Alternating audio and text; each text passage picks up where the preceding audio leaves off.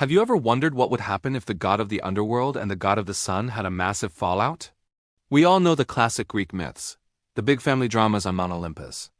But today, we're diving into a lesser-known, yet incredibly epic secret war between two of the most powerful gods, Hades and Apollo. This isn't just a simple argument. It is a cosmic clash that stretches from the darkest corners of the underworld to the brightest peaks of Olympus. So, what could possibly make these two polar opposites go to war? It all starts with a tragic death. Apollo, the golden boy, the god of music, prophecy, and light, had a son named Asclepius. Asclepius was a brilliant physician, so skilled that he learned how to bring the dead back to life. Now, you can probably guess who had a problem with that. Hades, lord of the dead, saw this as a direct violation of the natural order. His entire domain, the cycle of life and death, was being threatened. Fewer souls in the underworld meant less power for him. Hades, feeling his authority was being undermined, went straight to the top, Zeus. He argued that Asclepius was creating chaos. Zeus, ever the pragmatist and keen to maintain balance, agreed. With a heavy heart, but a firm hand, he struck Asclepius down with a thunderbolt, sending him to the underworld permanently. As you can imagine, Apollo was devastated. Blinding grief turned into white-hot rage. But he couldn't directly challenge Zeus, the king of the gods. So he aimed his anger at the next best target, the ones who forged the thunderbolt.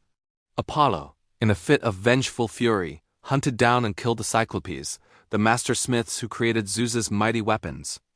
This was a huge act of defiance. The Cyclopes were not just any monsters. They were essential to Olympus's power. Zeus was furious. As punishment for killing his favorite weaponsmiths, he sentenced his own son, Apollo, to a year of mortal servitude. The radiant sun god was forced to live and work among humans, stripped of his divine power, serving King Admetus of Pherae. This is where the secret war really heats up.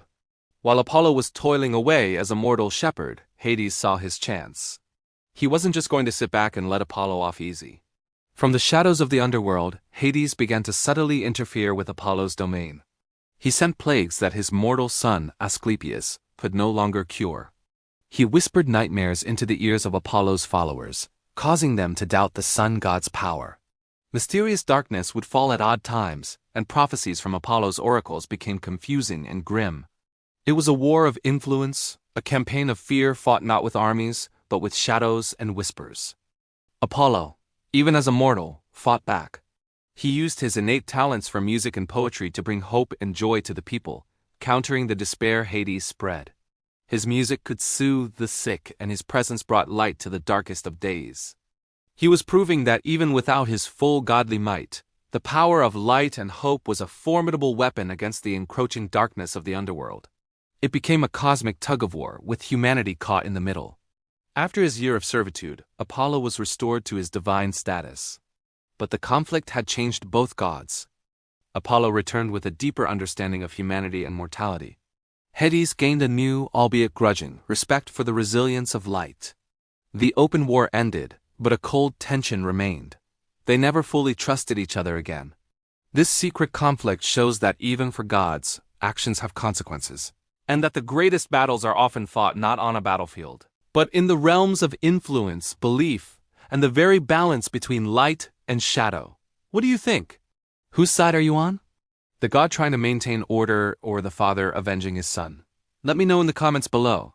And if you love diving into the hidden corners of mythology, make sure to hit that subscribe button and ring the bell so you don't miss our next video. Thanks for watching.